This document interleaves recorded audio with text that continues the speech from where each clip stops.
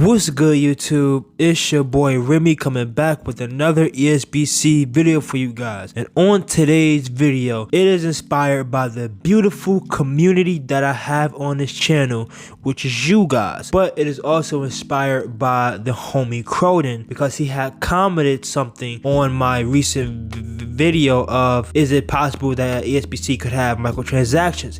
And he made a point that I didn't even think about, and that is why I'm making this video. Now, to paraphrase the point that he had made, he basically said that he feared for the pay-to-play route in ESBC because of the DLCs that will be in ESBC. And I didn't even think about that, because that is something that is pretty common, especially in gaming right now. So that is what I will be tackling today. Could ESBC be pay to play?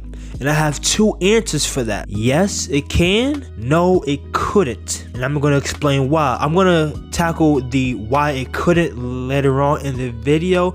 But as of right now, I would tackle how it could be pay to play. So for example, Call of Duty. Pretty much every single time it's a new season or anything of that nature, anytime there's a new gun period, that gun end up being the meta gun, not only because everybody use it, but it is powerful within its own right. I remember the DMR in Warzone was tearing apart lobbies, even though that wasn't a new gun. But I believe at that time the DMR was new to Warzone, which in that sense it became the meta gun because it was new to Warzone. It was literally a force in Warzone, and it got so bad that Call of Duty had to pretty much nerf the DMR, because you can pretty much shoot people from across the map with the DMR. So anytime there is a new anything, you always run into the possibility of that particular character being the new meta. Now, I'm pretty sure for ESBC's sake, it will be unintentional on Steel City Interactive's part,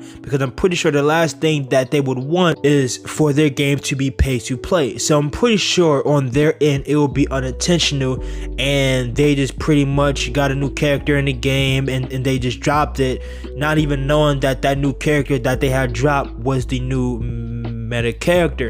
It happens all the time. It's kind of a unfortunate thing that happens in gaming, but if you are a competitor, it is a very possible thing that can happen. So on the flip side of that, I'm going to explain why ESBC couldn't be pay to play, and I'm going to explain how it doesn't affect the game itself. And these are very simple answers.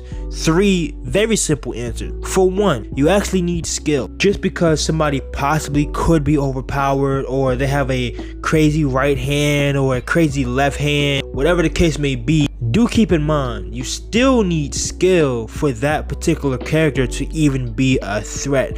Because I'm going to tell you this, some people may have that ideology of, okay, this character is overpowered, I don't really have to put in a lot of work. Like for example, people use Isaac Frost because Isaac Frost is a very overpowered character, and those players normally are garbage.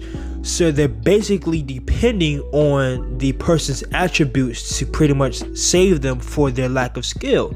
And what ends up happening is you run into a player who knows what he's doing, and guess what? They end up getting waxed. And I mean waxed. So at the end of the day, you still need skill to even be a threat to anybody. So that's the first answer. The second one, there is always a counter to the meta. People like to use Mike Tyson because of his power. Mike Tyson has crazy power. That is no secret to nobody. If anybody play Final Champion, y'all know Mike Tyson have crazy power, and he have the speed to go along with it. So if you're not careful, you will get knocked out very quickly. But Mike Tyson have one major flaw: his stamina sucks. So who is a good counter to Mike Tyson? Rocky Marciano, because one of Rocky's strength is Mike Tyson's weakness. Rocky is very strong when it comes to stamina. He may not necessarily be able to outbox Mike Tyson, but he can out-survive Mike Tyson, because if Mike Tyson isn't careful, he can gas out pretty quickly, and that's where Rocky will start to take over. So a counter to Mike Tyson will be a Rocky Marciano. There is always a counter to the meta. And as far as the third answer, this answer is probably the simplest answer that I can give you guys. Some people just don't buy extra content. People just don't buy extra characters. They just want to download the game and play the game as is. They don't feel the need to go out and spend $10, $15, $20 on more content. Some people are just content with just buying the game and playing the game as is. Now, unfortunately, that is the small percent of the people who will probably buy ESBC. If you are a competitor, a lot of the people, if not all of them, will be buying these DLC characters and using them as such. But not to say that it can affect you. Like, at the end of the day, skills pay the bills. So you either got it or you don't. If you suck at ESBC, then of course the meta characters will affect you the most, because you're not really skilled enough to be able to handle these type of players. But if you are skilled and you know who counter these meta characters, and you have the skills to be able to beat these dudes, you as a player won't be affected by the potential pay-to-play narrative that may happen in the ESBC.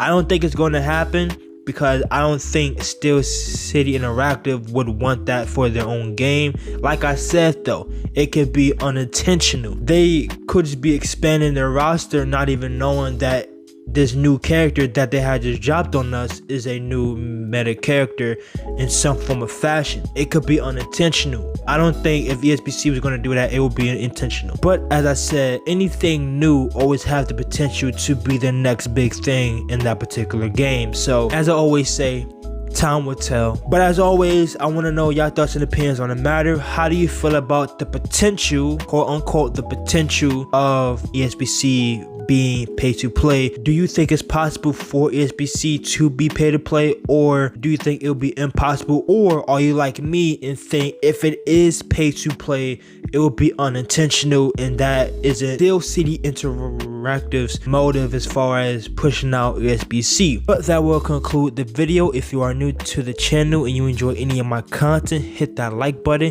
and if you are new, hit that subscribe button and click the bell so you don't miss out on any more videos like this one. And it's your boy Remy. I love you guys, and I will see you on the next one. Peace.